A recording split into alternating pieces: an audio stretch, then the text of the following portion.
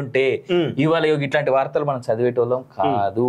పునాదులు సరిగ్గా లేకనే దానిపైన కట్టినటువంటి కన్స్ట్రక్షన్ చక్కగా లేదు కాబట్టి ఇట్లాంటివి ఉన్నాయి. డిఎస్సి పరీక్ష తప్పుల తడకగా హాల్ టికెట్లు తలపట్టుకున్న అభ్యర్థులు.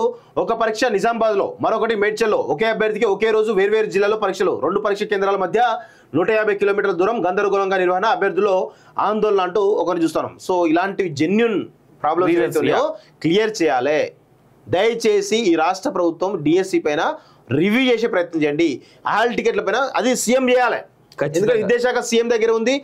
టీజీపీఎస్సీ మహేందర్ రెడ్డి అందరూ పిలుచుకొని ఈరోజు రివ్యూ చేసేసి అధికారులు అలర్ట్ చేసేసి ఏమైనా తప్పులు ఉన్నప్పుడు ఒకవేళ ఒక అభ్యర్థికి ఒక రోజు వేరే వేరే కాడ సెంటర్ ఉంటే ఇమీడియట్ గా దాన్ని కంట్రోల్ దగ్గర చేసే ప్రయత్నం చేయాలి.